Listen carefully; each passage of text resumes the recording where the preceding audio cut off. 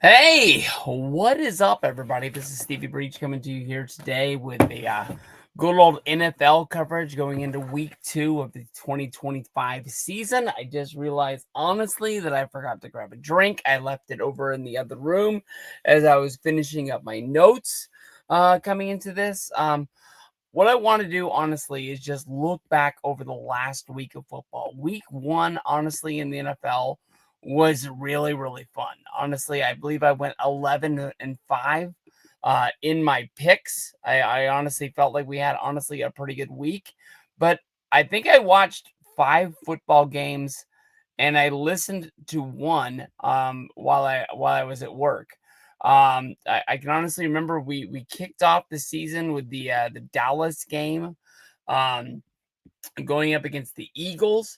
The game was close, but I think it's going to be a really tough year for the Cowboys, as it is for the Cowboys each and every year. I think that they're going to have their ups and they're going to have their downs. They really want to find their identity. I really think that I think they know it, but they need to find their defensive unit after trading Micah Parsons to the Green Bay Packers. I think they took a huge step back, and as well as they made the Green Bay Packers, they pretty much look like a Super Bowl favorite as of now. I understand that it was just a contract; it was about money, and them wondering what Micah Parsons' worth really is. The guy's taking epidurals in order to play football. What is the long lasting effect of that going to be as he's taking hits and giving hits each and every week? Um, I just don't see the longevity of him being able to do that. At what point does he have to be able to shut it down? And what is that going to do to the Packers in the foreseeable future? On Friday night, we had our first YouTube game. I thought that the coverage was really well. I watched it on YouTube TV for the fear of maybe YouTube having glitches, losing the stream or something like that. Just the fact that it was through the television service, I thought that it might hold up better. But from everybody that I talked to that watched it either on their phone or on their television using the YouTube app, it was basically perfect. I heard that NBC was the people that shot it and put it out for them. They just didn't have their commentators doing the game, but that was a fun one. And Justin Herbert, I think he answered a lot of critics. I think he still has a long way to go. But winning the battle in the AFC West over Mahomes, the Chiefs, go ahead and start counting them down. I mean, 0-1. Are you ready to say that this isn't a Super Bowl team? Every single time we doubt this team, they find a way to get it together and come back. There's no way in the world. I don't care if the Chiefs start 0-2 to start this season. I still think that I would put them up there with the Bills as well as the Ravens. And I would think that we'd have to watch the whole football game to find out who's going to come out on the long run. 49ers ended up playing the Seahawks. That was a really close game, as we'll get to with pretty much the lead of week 2. Niners got injured. Niners got really injured. We came into that game pretty banged up, and we left even more banged up. We have a team built on stars, and a lot of our stars are down. But we came from behind. We ended up having our backup tight end Tongan catch a pass that I still don't know how Purdy got it to him. I don't know how he got around a defender in order to catch the ball. This is a tight end. This is our blocking tight end, not the guy who normally catches the ball. I'm sure he had, catches in high school. He might even have been a part of the offense in college. But for the 49ers, we really didn't have plays for this guy. And it was almost like a playground, let's run around and somebody get open kind of play that we did it. It was a big day for our offense. It was a big day for our defense, something that is our biggest question marks on the upcoming season. But it's a long way from now, and we'll have to see where it goes from there. I kind of buried the lead. I did listen to the Raider game versus the Patriots. Um, I believe that the NFL they they need to get their stuff on TV. No more infomercials running. I think that the NFL, I understand you want to sell Sunday ticket, you want to, you have people signing up for that, and then more money coming into the league. But television rights are television rights, and they're worth a lot of money. There should always be two games going at the same time. One on CBS, one on Fox. I understand that you want to make the Fox game um in the afternoon. One of the bigger games of the weekend that's going to rival against Sunday night football to keep you the ratings. There should just be two games on. It's not that I'm knocking against the Raiders and the Patriots, that they were the only game on. I don't even know what other game I would have liked to be on. Probably the Commanders game against the Giants, to see this Commanders team, but I don't know. I thought the Raiders' offense was a lot better than I thought it was going to be. Um, the Patriots, I thought, were going to be a much better team.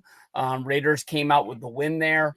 There was that one. The Sunday night game between the Ravens and the Bills is going to go down as one of the most craziest games that I have ever seen. I I was sitting on my couch and the score was 40-25 when the Ravens scored. And I said, "Well, that's it. I live on the West Coast. My alarm goes off 4:15 a.m. every morning for me to get up, and I basically give myself minimal amount of time to get ready and get out the door. One of the main reasons is because I don't want to wake anybody up, and it's freaking early in the morning. Um, so I was laying there and I was like, man, I need to get up. And I need to get into bed. It's gonna be an early morning today, and then we'll see what's going down. And somehow in the midst of me trying to get up, the Ravens gave up a touchdown to the Bills. And I was like, well, this honestly got a little bit closer. Um, so I was like, let's see what's going to happen. And I honestly thought it was going to be like the rest of the game, and the Ravens were just going to drive down the field and score a touchdown again. And I was going to be like, see, I told you, you should have gone to bed. And then Derrick Henry fumbled the football. I think after that, I think it was the Bills scoring a touchdown. The Bills defense got a hold. Well, not a holding penalty, but they stopped the Ravens. The Ravens had to punt the ball, and the Bills drove down, kicked the field goal to win the game. I apologize if I missed something in the meme, but Coleman came up huge for the Bills. It seemed like he caught just about every ball. When they needed to get out of bounds, they got out of bounds. When they needed to move the ball, they moved the ball. Man, that was a fun game. Ravens, they start out the season 0-1. I can't remember what the Ravens record was at the beginning of the season last year. I think they were 0-2. Maybe they were 1-2. It just wasn't what I thought it was going to be. But tough draw week one. I think they really stacked the deck in the NFL this week, and they gave us a lot of rivalry games, a lot of in division games that they knew that people were going to want to care about. Monday night's game between the Vikings and the Bears honestly was a come down game. I was watching wrestling at the same time I was watching the first half of the game, and it just honestly wasn't exciting. Vikings looked horrible in the first half. Vikings probably looked horrible in the first three quarters. And then all of a sudden, J.J. McCarthy realized who he was. Caleb Williams and the Chicago Bears, they looked really, really good on their first drive at the game. And after that, what I thought was going to be the most important part of the 2025 Bears season, the offensive line, the Bears just fell apart. That's probably honestly the best way there was to put it. Vikings came back. Vikings won that game 27-24. A lot of the stuff I listened to sports wise is through Barstool Sports. A lot of the stuff is coming out of Chicago. I love Eddie. I love Chief. I love Big Cat. I even love White Sox Dave. And the post game report, I almost couldn't turn it on the next morning. It hurt to see Big Cat and Eddie on Wake Up Barstool Tuesday morning. I've been there before, man. It sucks. Last year, they really didn't like their coach, but the Bears thought they were going to get better because they brought in Caleb Williams. The offensive line really didn't help them. They really couldn't get anything out there. Now there's reports about the coaching staff, about how bad it was for Caleb, and they really didn't help him out his rookie season. Hopefully, they can get something in place and they can fix this. That's about the only thing I can say. I think their team is better. But it might be a bit before I can pick the Bears again. But that was week 1 in the NFL. I'm not going to go in order because it's about my San Francisco 49ers, and it is the biggest story of the day. Honestly, our prayers were answered. I can start with that. And Jake Moody was cut by the San Francisco 49ers. He was released. They let him go. We ended up bringing in a kicker, formerly of the Carolina Panthers. His name is Eddie Pinheiro. He's going to be there on a 1-year deal. I think that the 49ers did not want to pay attention to the kicking problem. I think that is basically why we were coming out and saying that Jake Moody's job was safe, and they weren't even thinking about bringing in another kicker. I'm not sure if they gave in to demands or, I mean, by watching Shanahan's reactions to a few of the last kicks from Moody, I think he was out there, but I think that if there wasn't a chance of bringing in the kicker, he didn't want to get in his head more than it was. Eddie Pinheiro is an 88% kicker in the NFL. For some reason, NFL.com lists him as a 7th-year veteran. But he only has stats from 5 years. He didn't kick in the 2020 season as well, which would have been his 2nd season in the NFL. He has kicked a year for the Bears, a year for the Jets, and a few for the Panthers. Inside of 30 yards, he's 26 for 26, never missed a kick. 40 to 49 is where it seems he has the most problems. He's 32 for 41, but over 50 yards, he's 11 for 14. His average kick has been made from 37 yards, which is funny because that seems like where he has the most problem, missing those 9 kicks out of 41. Over his career, he's missed 10 extra points. But it kind of seems like not everybody, but almost everybody has problems in that situation. Now, there's no good way to put this. Brock Purdy did not practice today. He has a problem with his toe. He has a problem with his left shoulder. Shanahan has come out and basically said that there is a very small chance that Brock Purdy is going to play against the Saints in week 2. I already made my video yesterday about this game, driving home from work yesterday, saying, you know, maybe this is the game that we sit out Brock Purdy because of the fact that we're not going to have many games like that this year. I know we have a few games this year that I think aren't the hardest, and this is probably one of our easiest, and there's not really going to be a time to rest Brock Purdy. I think our bye is like week 12, maybe week 13. It's way later in the season, and it might be the best. But now having Shanahan come out and say there's a small chance of him playing, and there's a pretty good chance of him not playing the next couple of weeks. I believe we play the Cardinals next. I believe we play the Jaguars, albeit that game. And then I think we play the Rams. The Cardinals are a sneaky team that I don't like, that I don't think that are that great, but they're getting better. Them having, I forgot his name last week, and I forgot it again. The younger wide receiver whose dad played, Marvin Harrison.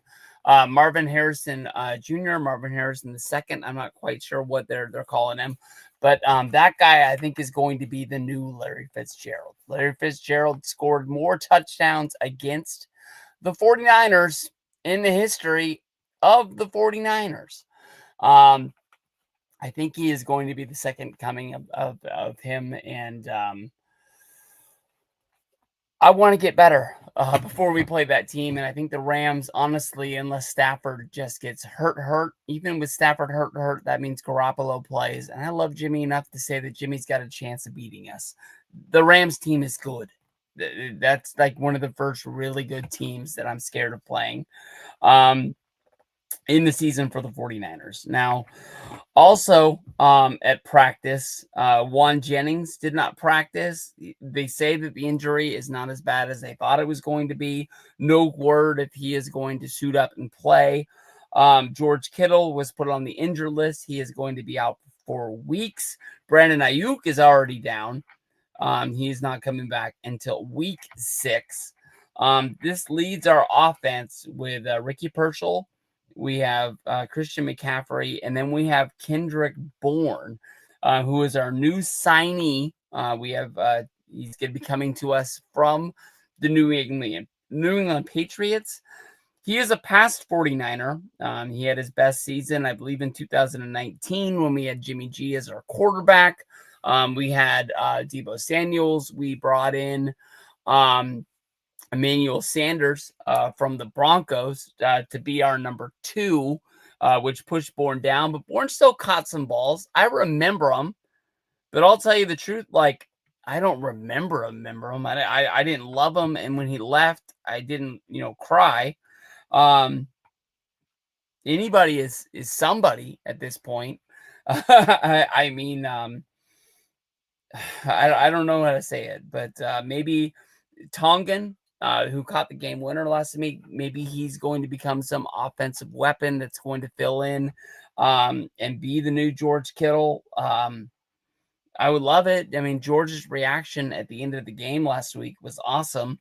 Mac Jones, I was glad when we brought him in. I don't believe he is the best backup quarterback in the league, but at least he has past history of starting, and at least we've seen that, like with Sam Bradford, who came in, who, Sam Bradford looked like a failure from the Jets. I apologize. Best way to say it, that we brought in. I think we built him up. We got him ready for the NFL in a different way than the Jets were able to do. He left us. I don't think he was supposed to be the number 1 option in Minnesota, but when McCarthy went down, he filled in, and now he's got a big money deal, and he is the starting quarterback for the Seattle Seahawks. The same thing can happen for Mac Jones. I think we only brought him in on a 1-year deal, and I think his plan is to come here, get reps, be able to be seen, and then when there's a job open, maybe the Browns are looking for a quarterback next year. I mean, maybe he could end up going there. I mean, I don't think that's the best situation for him, but that was the one spot that came to mind that might be looking for a quarterback next season. But the 49ers, we brought in Matt White, a former Jet. I haven't heard of him. I can't think. I remember when Matt White was looked at as he might be the future for the Jets. And then I think the Aaron Rodgers plan threw him out of whack, and he just went to the sideline. I don't know how long he's been out of the league. I don't know why he's looking for a job as of right now, but that could be it. I'll tell you this much. The 49ers could still win this game. The Saints are honestly that bad. That's the way it could be. But maybe we're wrapping up a big present and we're handing it off to New Orleans. But I won't be at work. I'll be on my couch, 10 a.m. on Fox. Saints versus Niners. Let's get it on. This week on Thursday, our first Thursday video our first Thursday Prime Video game of the week is going to be the Washington Commanders versus the Green Bay Packers. Both of these teams, honestly, last year, if like this is like full tilt and this is like the Super Bowl, these guys were like 90%. They looked like they were really ready to roll. Jaden Daniels and the Washington Commanders, I think, were a little bit ahead of schedule. But I think the veterans that they have on that team and him just worked well together, and it put them over the top for Mr. Quinn, and they turned out to be a really good football team. Um, I think that they could keep growing on what they are building there, but honestly, it seems that like there's a big thing going around that even though Jaden Daniels is a new quarterback on it and on his second season, the Washington Commanders are an aging, old team, oldest team in the league. Why, when you look at the other side, the Green Bay Packers, for the third season in a row, are the youngest team in the league. So it's kind of like they're setting themselves up for the future. And maybe Washington is just trying to put together a team in this window of Jaden Daniels before they start have to paying their quarterback and the window closes for them. So both of these teams are coming in 1-0. The Commanders beat the Giants 21-6 last week. The Packers beat the Lions 27-13. I think the Packers over the Lions was a bigger win in my mind. I think a lot of people thought the Lions were going to be right in this NFC group of teams that is just itching for a chance to get to the Super Bowl. But we had Jordan Love, 188 yards passing, 2 touchdowns. We had their running back Jacobs going for 66 yards and a touchdown. The other side, Jaden Daniels last week, 230 yards passing with a touchdown. Their running back Merritt, 82 yards with a touchdown. Deebo Samuel, former 49er, no touchdowns, but 7 catches for 77 yards. The tight end, Zach Ertz, he caught a touchdown. So the Washington offense is there. Honestly, in my mind, I want to pick the Commanders in this game, but I'm going to pick the Packers. I don't even really have a real big reason why. Micah Parsons and the defense, Micah Parsons was able to get 1 sack when he took down Jared Goff last week. But my whole deal with him is that the guy is getting pumped with epidurals in order to play football. I think it's only getting worse from here to the point where he has to get some sort of an injury that shuts him down, that they're not going to be able to shoot him up to get him back up onto the football field. So that's the reason why I'm taking the Packers to win this game. Packers are 1-0. The next few weeks, they play the Browns. They play the Cowboys. They have an early bye. And then they play the Bengals, which seem like they have a lot of offensive problems. This was supposed to be like Joe Burrow's like coming of age MVP season, and they kind of sputtered and couldn't get it going in week 1. So I mean, like the Packers, they honestly look like they could be. They could be 1, 2. They could be 3-0 before they have their biggest game of the year. But that early bye, I think, is only going to hurt them. I've always hated it when the Niners have that early bye. The Niners having a bye way late in the year, that kind of scares me at the same time because it's almost like somewhere in the middle is where I want to have it. The Washington Commanders, they're gonna play this one, then they're gonna play the Raiders. They're going to travel to the Falcons, and then they end up playing the Chargers. So I think the Chargers on week 5, that looks like it's going to be their toughest game to start their season. So if they just keep building on this, let's see honestly where they're going to be now. To end this, we're going to go over to the YWC Touchdown Pick'em League. And I got 11 wins. I went 11 for 16, but I am somehow in 6th place. So we're going to be looking for some foreseeable winners here. This week, we have a Super Bowl rematch which is going to be the Sunday afternoon game on Fox. We have 2 Monday Night Football games on ESPN. We have a 4 and a 7 o'clock start, which is going to be a 1 o'clock and a 4 o'clock start. I think that's the reason why they bumped up Monday Night Raw. Honestly, in my opinion, I would have just kept it the same time to try and to make the show last longer than Monday Night Football, and then move it up the following weeks when there's only going to be one game. That honestly kind of surprised me. In years past, they did the 2 Monday night games on week 1 to kick off the season. I'm not sure why they did it week 2, but we're going to be picking Green Bay to beat Washington on Thursday. That's going to be the prime football game of the week. If you don't have Amazon Prime, I don't think you're trying. I mean, that's just the way it is. Like, who out there is still buying things off of Amazon and paying the $2.99 shipping and waiting the 5 days to receive them? Most of the stuff, honestly, it seems like if you don't get in 2 days, you get it faster, and you're not having to pay that shipping charge. One of the worst things I think grinds a lot of people's gears is paying for shipping on almost anything in the world these days because of Amazon. We're going to be looking at the Sunday games in the morning. We're going to take Cincinnati to beat Jacksonville. We're going to take the Cowboys to beat the Giants. We're going to take the Lions to beat the Bears. We're going to take the Rams to beat the Titans. It's going to be fun to see Cam Ward out there.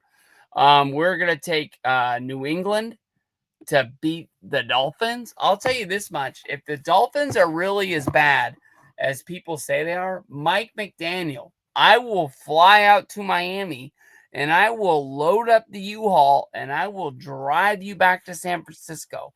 I would love to have you back. No hard feelings. It is what it is. I'm glad you got paid, but let's bring it back. Offensive coordinator, I would love to have you. I am still going to take the Niners over the Saints in what looks like it's going to be one hell of a game of backups playing on the offensive unit for the 49ers. I'm going to take the Bills to beat the Jets. I'll take the Steelers. God, I did not think that Aaron Rodgers still had that left in the tank. 4 passing touchdowns. I'll take the Steelers to beat Seattle. Seattle 0-2 to start the season. I apologize. The Ravens to rebound and beat the Browns. Browns got a lot of bad luck about their kicker because it's almost like they're saying that if he would have made the extra point, they would have won the game. They would have tied the game, and then they would have had to figure out where they go from there. It's almost like the Cleveland kicker, who I didn't know what his name is, got more headlines than Jake Moody did. And I'm like, do you guys even watch the Niners? Do you guys watch West Coast football? We'll take the Broncos to beat the Colts. We're going to take the Cardinals to beat the Panthers. The Cardinals going to be starting 2-0 to start the season if they win that game after beating the Saints week 1. Hopefully that's a little bit of a false flag out there. Super Bowl rematch, game of the week, 125. I think this honestly is the biggest game of the week. We'll take the Chiefs to beat the Eagles just out of spite, honestly, to tell you the truth. We're going to take the Vikings to beat the Falcons. That one's a little bit of a hard game for me to pick right there. First Monday night game, we're going to take the Bucks to beat the Texans. And then to close it out, we'll take the Chargers to beat the Raiders to close out Monday Night Football for week 2. So that's going to be everything out there. Hope everybody out there has a good week. You guys get some winners, and we'll see you guys down the road. Oh, shoot. I got to go over here and close the stream, dumbass.